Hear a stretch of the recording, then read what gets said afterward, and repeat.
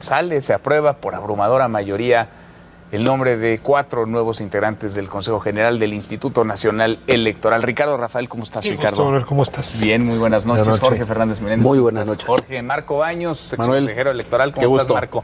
Tu mero mole, ¿eh?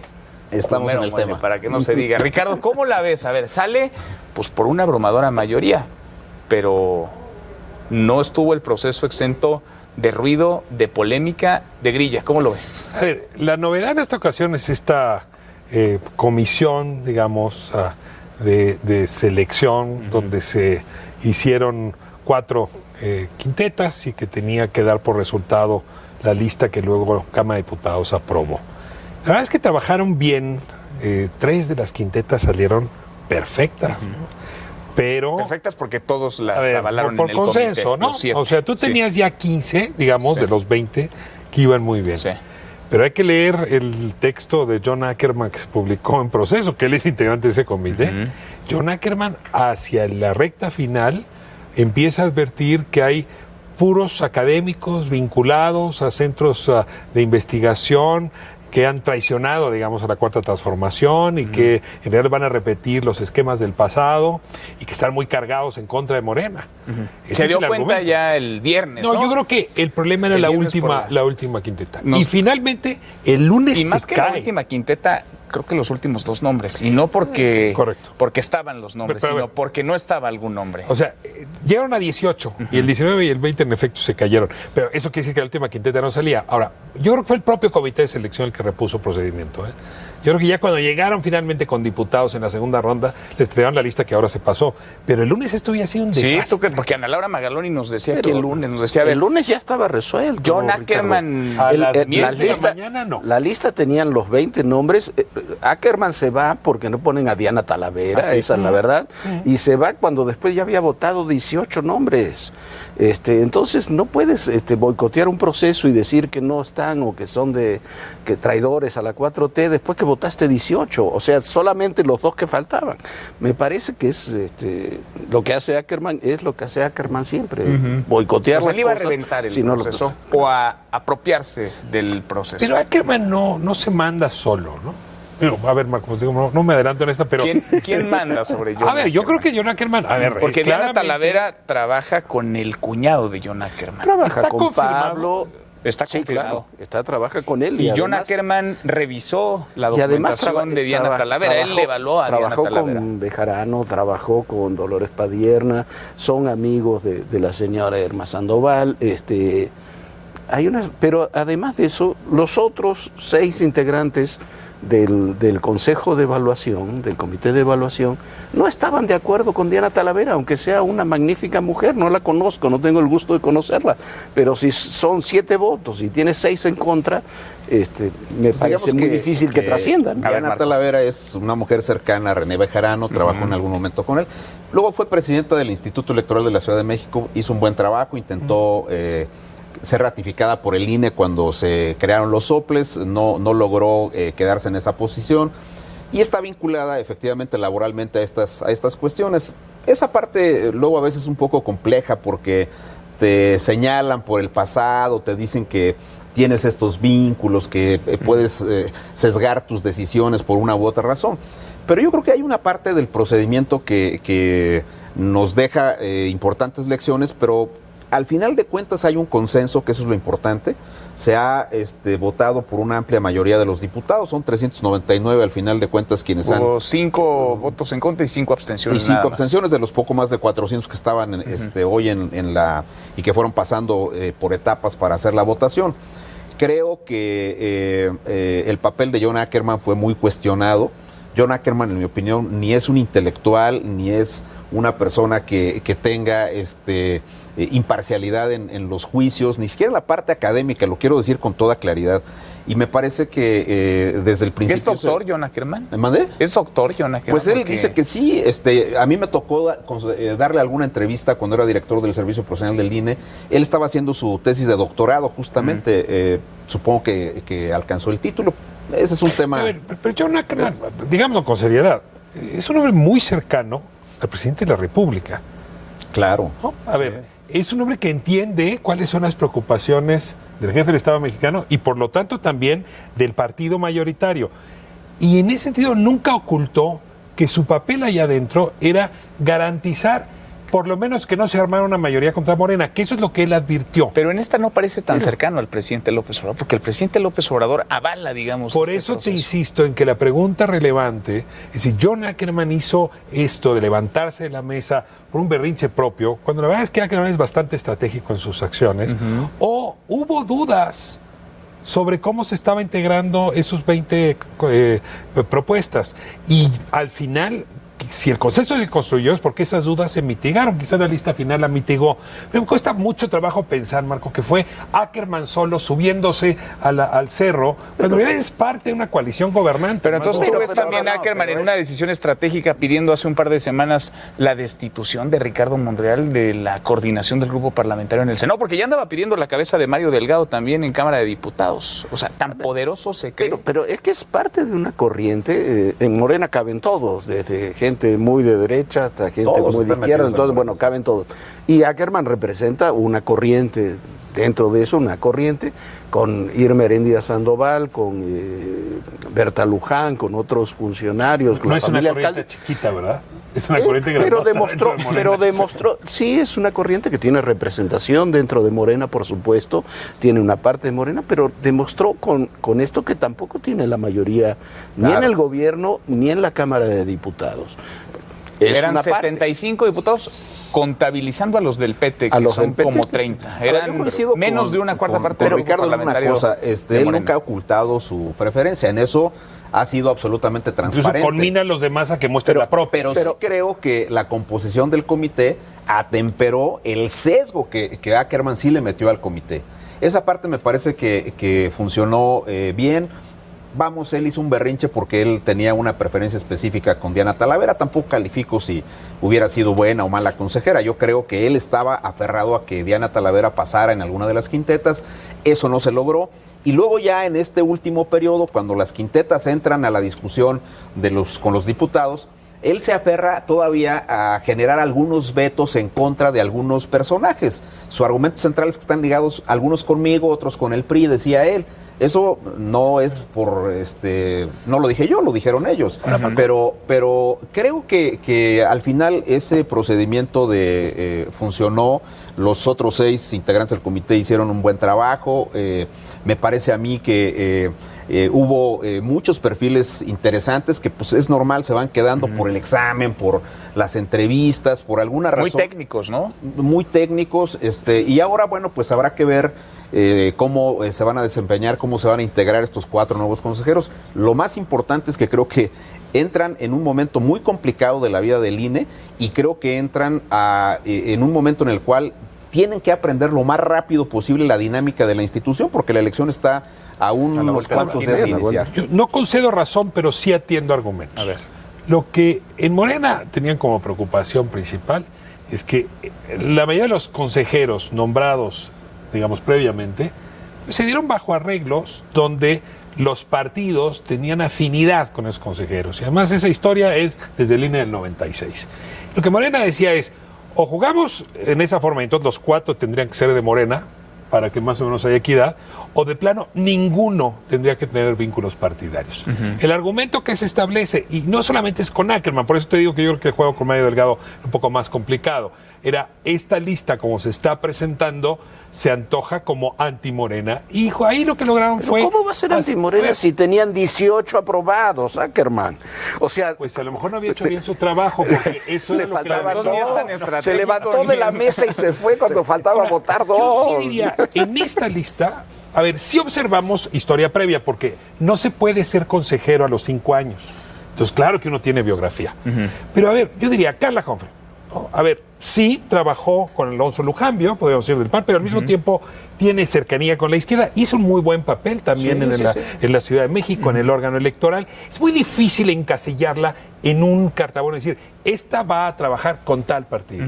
Y yo creo que eso sí es una ventaja que ofrece este comité de selección. Que no perdamos de vista que fue el mecanismo el que funcionó pero y el no, que tendría pero que no fue una falta de respeto. A ver, no es una falta de respeto justamente ese comité de selección, lo que hace John Ackerman con sus pares, porque a final de cuentas trabajaron no nada más estas últimas semanas, es un proceso que comenzó ahora, meses atrás. No es una falta de respeto, sí, yo sí creo en eso, pero creo que hay que tomar el argumento de Ricardo Rafael. Yo no soy tampoco partidario de que los consejeros desde el arranque ya los estén partizando, van a ser de Morena. Sí tienen un pasado porque efectivamente tú tienes que tener de entrada cierta edad para ser consejero electoral.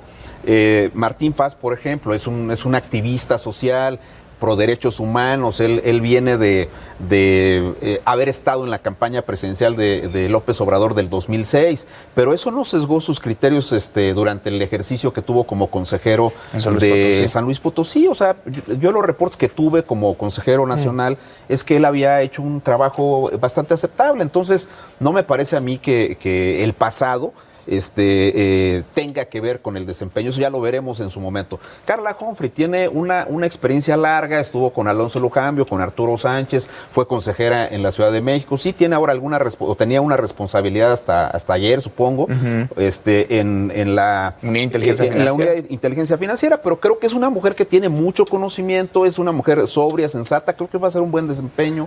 No tengo el gusto de conocer a Norma Irene, que viene de la observación internacional. Creo que a Norma Irene, ella es la que va quizá a resentir un poco más el tema de meterse, de subirse al camión, cuando ese camión está a punto de arrancar un proceso de las magnitudes del 21.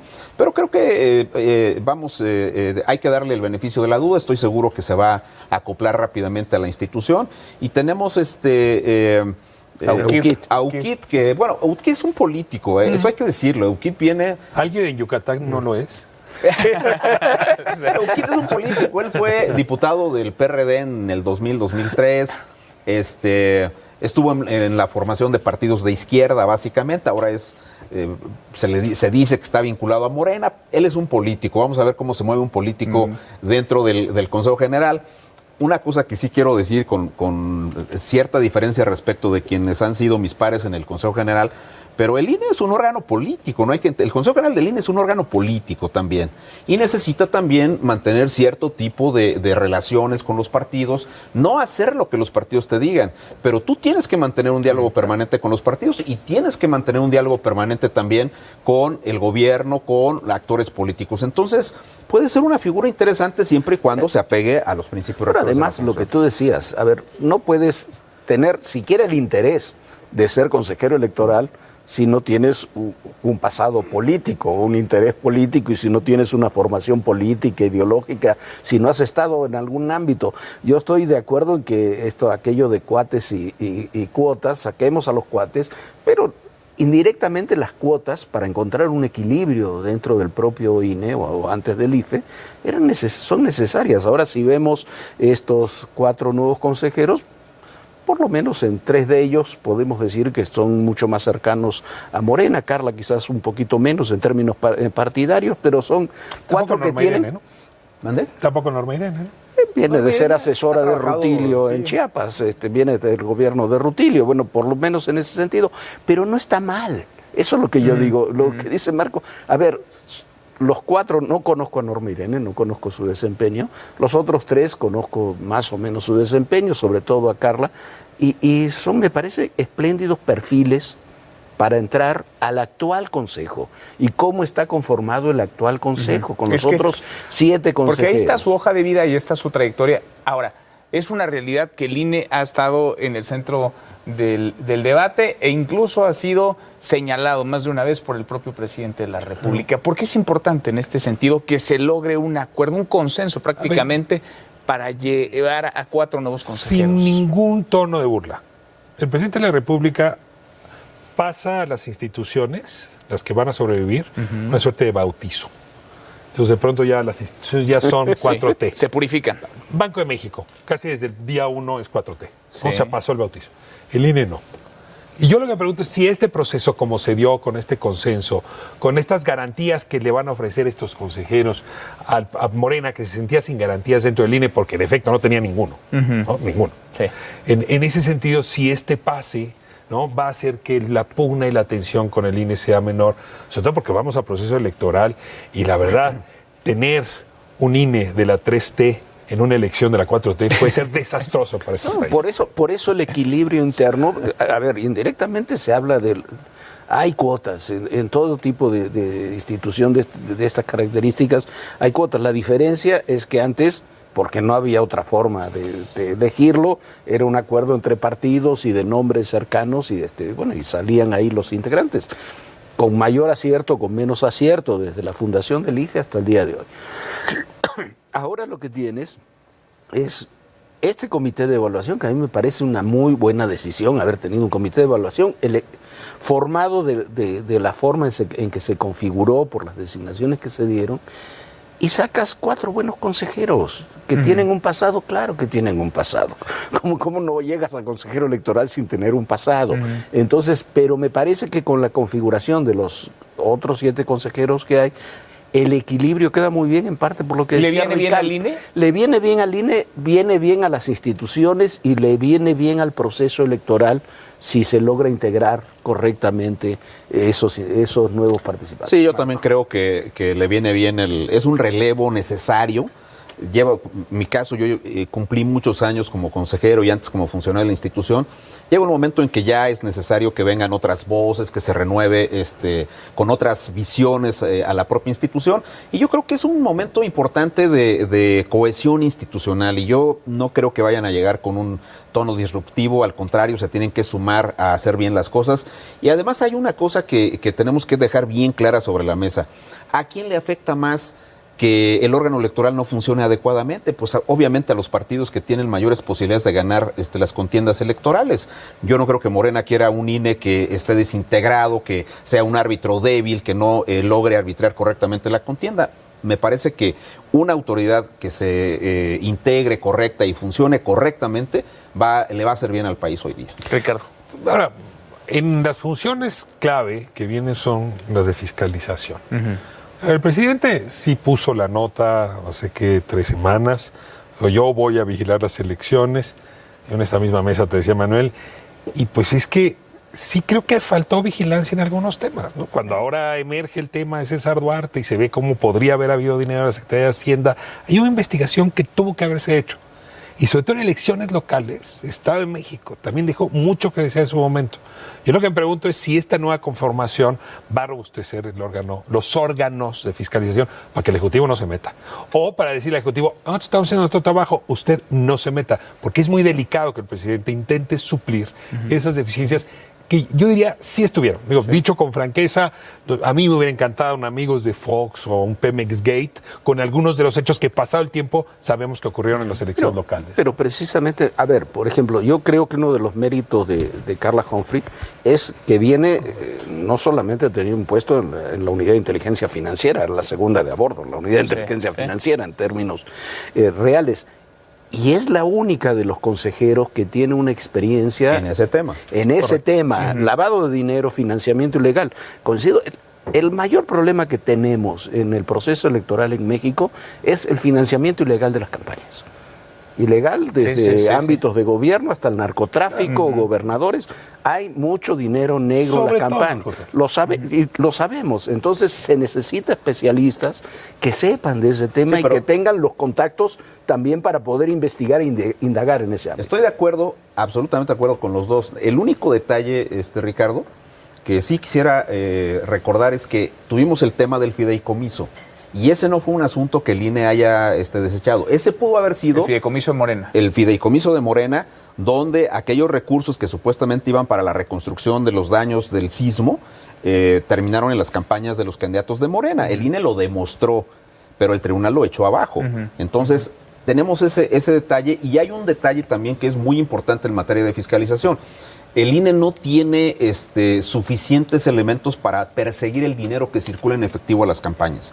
Ese es un tema que me parece realmente delicado y que evidentemente habrá que buscarle alguna solución. Pues llega digamos, un aire nuevo al Instituto Nacional Electoral. Veremos, por lo pronto traen estos 4 consejeros, consejeras, los escucho, el beneficio de la duda, veremos. Carlos Salazar se vuelve a tomar del brazo con el presidente. Sí. El INE puede pasar a ser 4T después de esto. A lo mejor se mejora el ambientito. Bueno, hasta el avión ya regresó, hasta el avión ya vino. Y el presidente estuvo con Alfaro la semana pasada y se apapacharon. Y ahora sí la curva se va aplanando. En una de esas, esto ya es otra cosa. En una de esas hasta la curva se aplana. Gracias a los 3, Ricardo. Gracias. Manuel, muchas gracias. Gusto, gracias. Gracias, Marco. Qué gusto compartir. Se queda con Jorge Fernández Menéndez y Viviana Belsazo en Todo Personal. Gracias por acompañarnos. Soy Manuel López San Martín. Acá nos encontramos mañana, noche de jueves, en esta República MX. Pásenla muy bien. Corre, Jorge.